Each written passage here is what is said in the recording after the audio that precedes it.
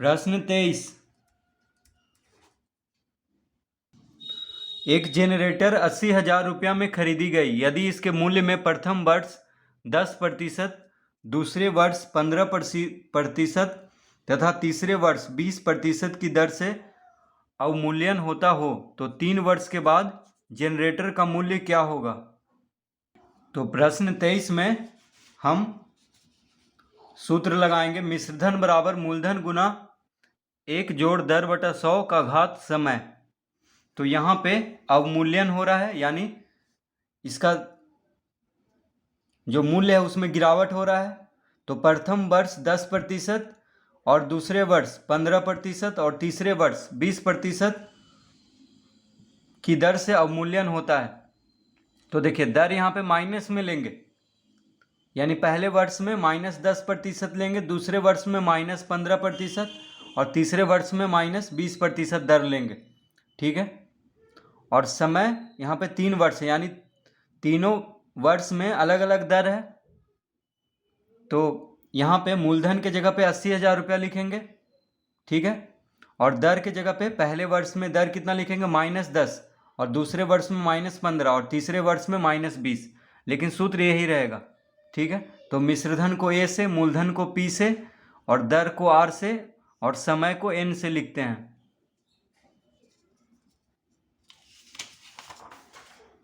तो हम यहाँ पे लिखेंगे, यहाँ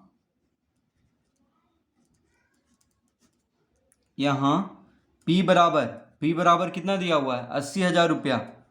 80,000 रुपया यानी P बराबर 80,000 रुपया दिया हुआ है। और R1 देखिए, R1 कितना है?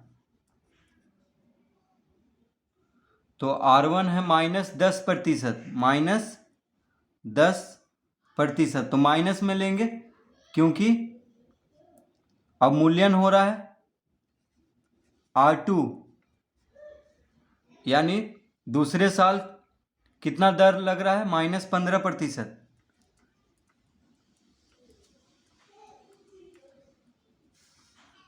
और तीसरे साल जो दर है वो कितना है? -20%। तो यहाँ पे सब दर को माइनस में लेंगे। क्यों माइनस में लेंगे? क्योंकि अवमूल्यन हो रहा है, यानी गिरावट हो रहा है उसके मूल्य में हर साल। तो पहले साल 10% का गिरावट हो रहा है इसके मूल्य में, जनरेटर का मूल्य में। तो -10% लेंगे पहले साल दर, और दूसरे साल 15% का गिरावट हो रहा है इसके मूल्य में, यानी अवमूल्यन हो रहा है। तो -15% लेंगे और तीसरे साल 20% का इसके मूल्य में गिरावट हो रहा है। तो -20% हम यहाँ पे दर लेंगे। ठीक है। तो ये तीनों साल का हो गया। अब यहाँ पे सूत्र लगाएंगे। अब देखिए क्या पूछ रहा है, 3 वर्ष के बाद जनरेटर का मूल्य क्या होगा? तो लिखेंगे माना कि 3 वर्ष के बाद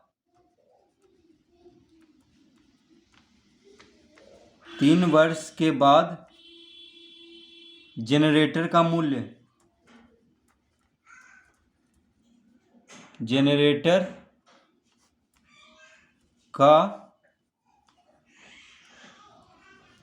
मूल्य बराबर ए।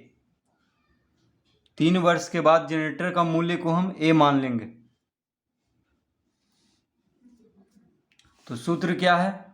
सूत्र हम यहाँ पे लगा देंगे, ए बराबर P गुना 1 जोड़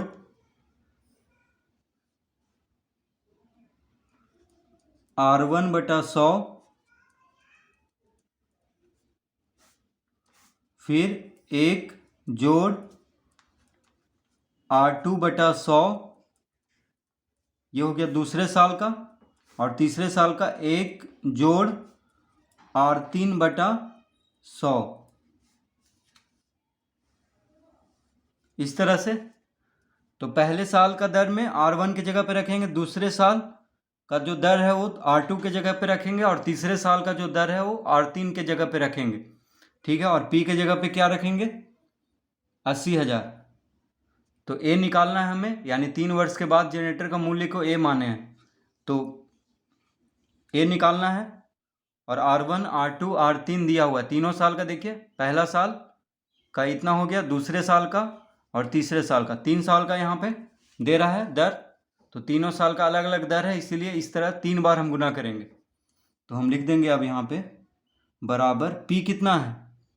P है 80,000, 80,000 गुना 1 जोड़ R1 कितना है? -10। R1 कितना है? -10 बटा 100। ये हो गया पहले साल का। अब दूसरे साल का 1 जोड़ दूसरे साल में कितना दर है? -15। -15% है, तो यहाँ पे -15 लिख लेंगे और बटा में 100। ये हो गया दूसरे साल का। और तीसरे साल का, तो तीसरे साल का देखिए नीचे लिख लेते हैं, यहाँ पे जगह नहीं है इधर, तो हम नीचे लिख लेते हैं। तो तीसरे साल का हो गया 1 जोड़ तीसरे साल का दर है -20, -20% है, बटा में 100 लिख लेंगे। इसको बंद कर देंगे, इस तरह से लिख लेंगे। देखिए पहले साल में -10%, दूसरे साल में -15% और तीसरे साल में -20% का की दर से अवमूल्यन हो रहा है। तो इस तरह हम लिख लेंगे यहाँ पे। अब देखिए प्लस माइनस क्या हो जाएगा? माइनस, यहाँ भी प्लस माइनस माइनस हो जाएगा और यहाँ भी प्लस माइनस माइनस हो जाएगा। तो हम लिख लेते हैं अब यहाँ पे बराबर 80,000 गुना 1 - 10/100 गुना 1 - 15/100 गुना 1 - 20/100।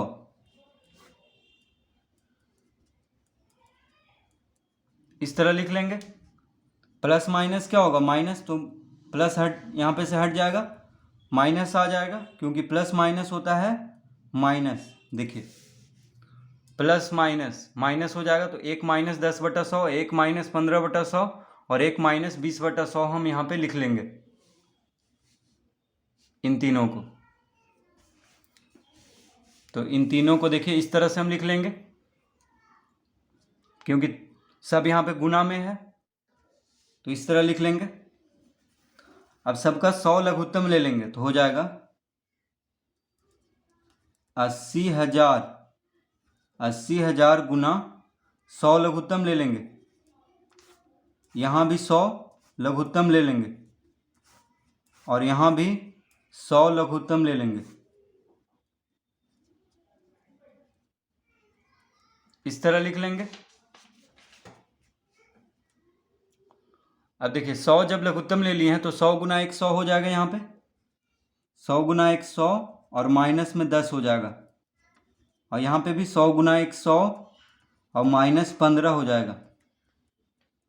100 गुना 1 100 माइनस में 20 हो जाएगा। इस तरह लिख लेंगे। अब सबको घटा देंगे तो कितना हो जाएगा? 80,000 गुना, देखिए 100 - 10, 100 - 10 क्या हो जाएगा? 90, यानी 90/100 गुना 100 - 15 हो जाएगा 85, यानी 85/100 गुना 100 - 20 यानी 80, 80/100। इस तरह लिख लेंगे। तो 100 - 10 90, 90/100, यहाँ पे 85/100 और यहाँ पे लिख लेंगे 80/100। अब देखिए 1 2 3 4, 1 2 3 4, 4 शून्य से 4 शून्य काट लेंगे और 5वां शून्य यहाँ पे है, 6ठा शून्य यहाँ पे काट लेंगे। इस तरह से सभी शून्य यहाँ पे कट चुका है। कितना बचा? 8 गुना 9 गुना 85 गुना 8। देखिए यहाँ पे सब शून्य तो यहाँ पे काट लिए हैं, तो 8 बचा, तो 8 गुना 9 गुना 85 गुना 8, इस तरह से अब सबको गुना कर देते हैं। तो 8 नंबर 72। देखिए 8 नंबर 72, 72 8 कितना हो जाएगा, 8 दूना 16, 8 से 56 1 57 576। देखिए 8 नंबर 72, 72 गुना 8, 8 दूना 16, हाथ में रहा 1, 8 से 56 1 57 576 हो गया। अब 576 गुना 85, 576 गुना 85 कर देंगे, तो 6 पचे 30, हाथ में रहा 3, 7 पचे 35 3 38, हाथ में रहा 3, 5 पचे 25 3 28, 8 छः 48, हाथ में रहा 4, 8 से 56 4 60, हाथ में रहा 6, 8 पचे 40 6 46, 0 8 8 16, 8 1 9 6 2 8 4, कितना आ गया 48,960। गुना करने पे कितना आ गया 48,960। तो हम यहाँ पे लिख देंगे बराबर 48,960। तो ए बराबर कितना आ गया 48,960 रुपया।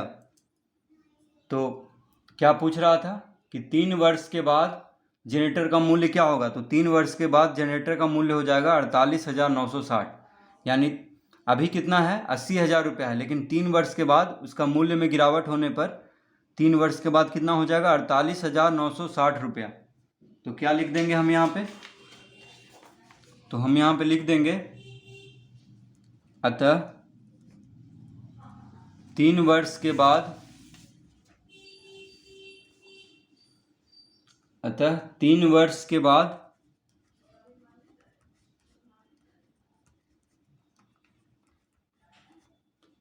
जनरेटर का मूल्य, जनरेटर का मूल्य बराबर 48,960, कॉमा दे देंगे 1000 पे, तो 48,960 रुपया। तो इसका उत्तर क्या हो जाएगा 48,960 रुपया।